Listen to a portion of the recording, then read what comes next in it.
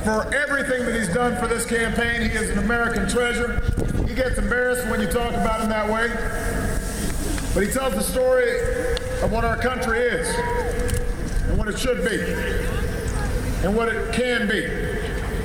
And I get to fly around with him on the last day that I will ever campaign, so that's not a bad way to end things. This is an incredible crowd, and it's good to be back.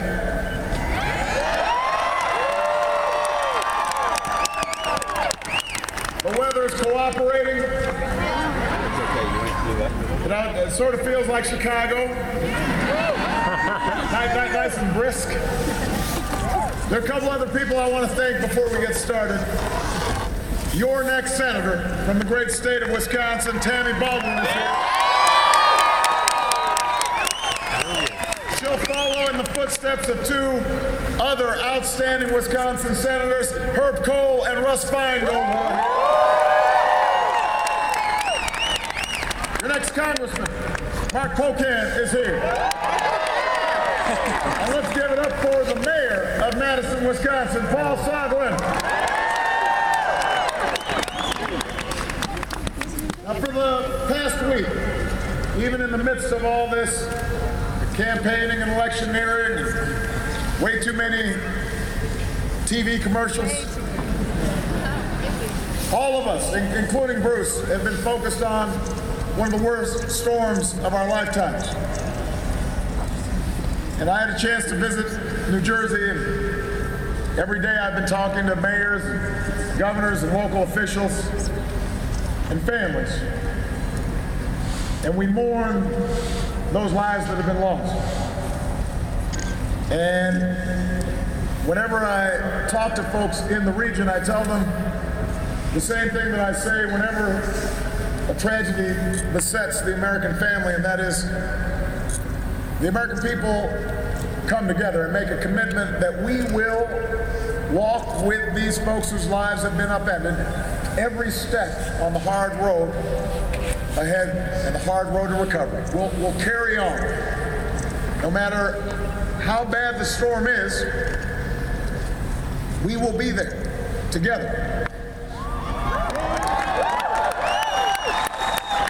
No matter how bad the storm is, we recover together.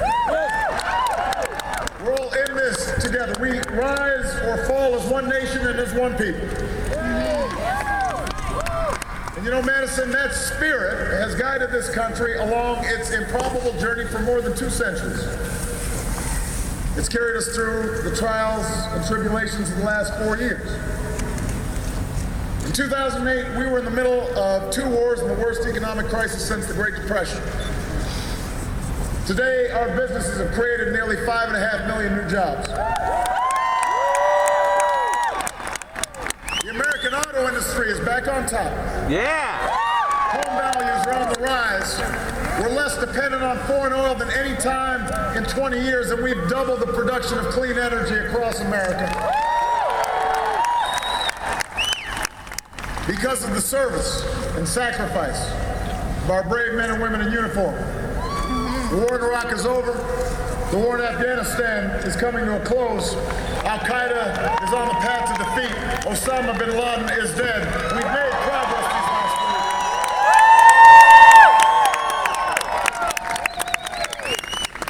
4 years. We've made progress these last 4 years, but the reason we're all gathered here, in addition to listening to Bruce, Sorry. Oh, it's fine. is because we know we've got more work to do. We've got more work to do. As long as there's a single American who wants a job but can't find one, our work is not yet done. As long as there are families working harder and harder but still falling behind, we've got more work to do. As long as there's a child anywhere, in Madison, in Wisconsin, in America, who's languishing in poverty and barred from opportunity, our work is not yet done. The fight goes on. Our fight goes on because this nation cannot succeed without a growing, thriving middle class and sturdy, strong ladders for everybody who's willing to work to get into the middle class. Our fight goes on because we know America's always done best. We've always prospered when everybody gets a fair shot. And everybody's doing their fair share. Everybody's playing by the same rules. That's what we believe. That's why you elected me in 2008, and that is why I'm running for a second term.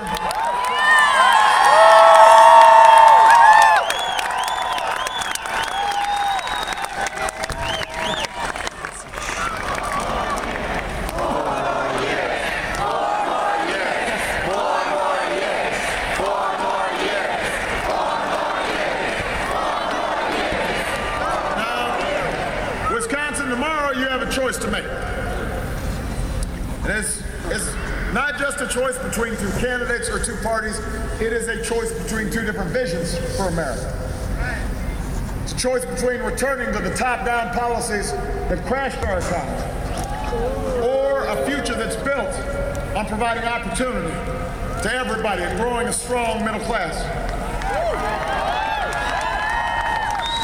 Understand, Wisconsin, as Americans, we honor the strivers, the dreamers, the small business people, the risk takers, the entrepreneurs who've been the driving force behind our free enterprise system. And that free market's the greatest engine of prosperity and growth the world's ever known.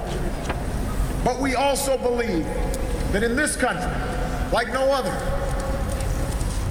our market works, our system works only when everybody's got a shot. When everybody's participating, when everybody has a chance to get a decent education, when every worker has a chance to get the skills they need, when we support research into medical breakthroughs and new technologies. We believe that America's stronger, not weaker, stronger, when everybody can count on affordable health insurance. We believe our country is better when people can count on Medicare and Social Security in their golden years. We think the market functions more effectively when there are rules in place to make sure our kids are protected from toxic dumping, to make sure consumers aren't being taken advantage of by unscrupulous credit card companies or mortgage lenders.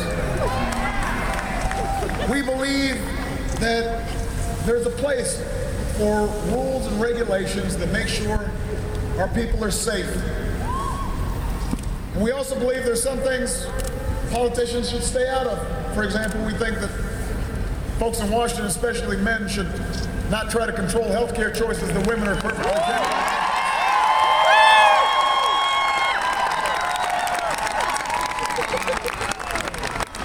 Now, Madison, here's the thing. For 8 years, we had a president who shared these beliefs. His name was Bill Clinton.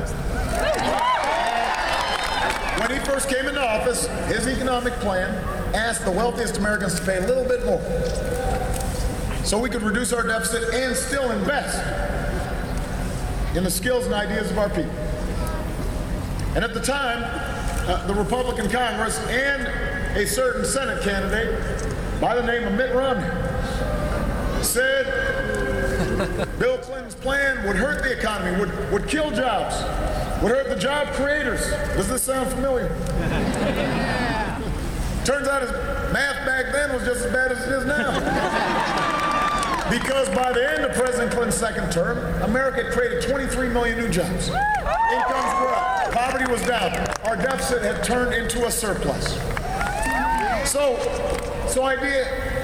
Wisconsin, our ideas have been tested. We've tried them. They work. The other side's ideas have also been tested. The world. Jesus. They didn't work so well. After Bill Clinton left office, during most of the last decade, we tried giving big tax cuts to the wealthiest Americans. We tried giving insurance companies and oil companies and Wall Street free rein to do whatever they please. And what did we get? Falling incomes, record deficits, the slowest job growth in half a century, an economic crisis that we've been cleaning up after ever since. So this should not be that complicated. We tried our ideas, they worked. The economy grew, we created jobs, deficits went down. We tried their ideas, they didn't work. The economy didn't grow, not as many jobs, and the deficit went up. But here's the thing, Governor Romney's a very talented salesman. And in this campaign, he's tried as hard as he can to repackage the same old bad ideas and make them out to be new ideas. And try to convince you that he's all about change. He's trying to convince you that these bad old ideas are change. Listen, we know what change looks like, Madison. Giving more power back to the biggest banks, that's not change. Another $5 trillion tax cut that favors the wealthy is not change. Refusing to answer questions about your policies until after the election, that's definitely not change. That's the oldest game in the book. Ruling out compromise by pledging to rubber stamp the Tea Party's agenda in Congress, that's not change. Changing the facts when they're inconvenient to your campaign, not change. Which raises something else about this presidential campaign. It's not just about policies, it's also about trust. It's also about trust. You know, Wisconsin, you know me by now. I love you! I agree with every decision I've made. You know, Michelle doesn't either. You may be frustrated at the pace of change. I promise you, so am I sometimes. But you know that I say what I mean, and I mean what I say.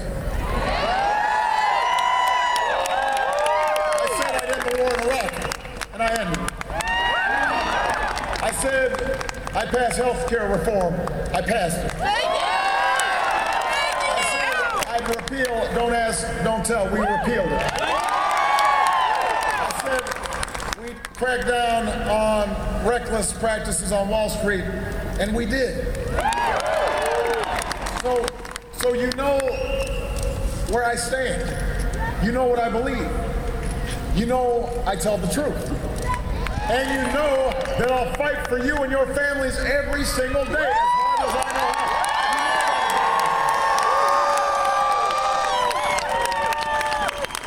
So when I say, Wisconsin, that I know what real change looks like, you've got cause to believe me because you've seen me fight for it. And you've seen me deliver it. You've seen the scars on me to prove it. You've seen the gray hair on my head to show you what it means to fight for change. And you've been there with me. We love and after all we've been through together, we can't give up now. Because we've got more change to do. We've got more change to make. Think about the next 4 years. Change is a country where every American has a shot at a great education.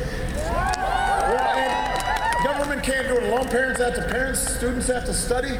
But don't tell me that hiring more outstanding teachers won't help this economy grow. Don't tell me that students who can't afford to go to college should just borrow money from their parents. That wasn't an option for me, Madison. I bet it wasn't an option for a lot of students who are here today.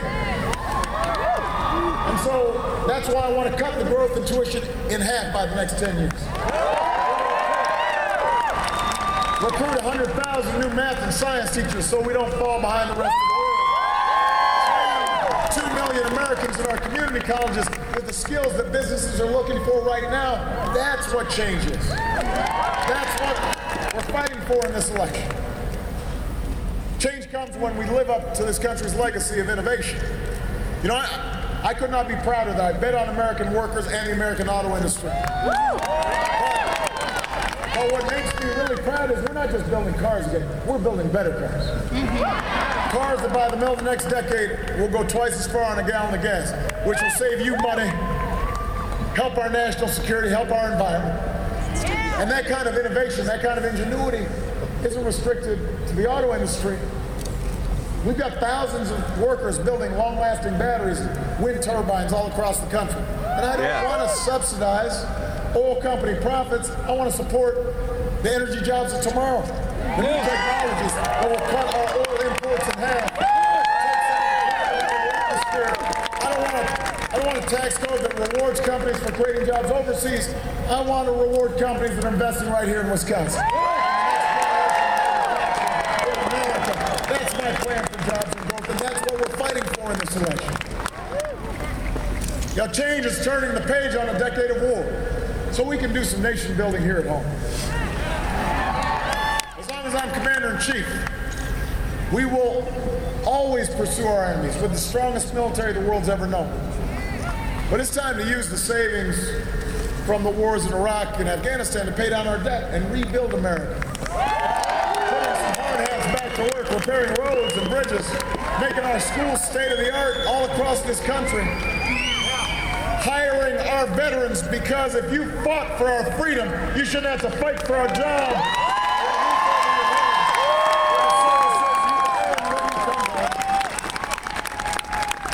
And that's what will keep us strong.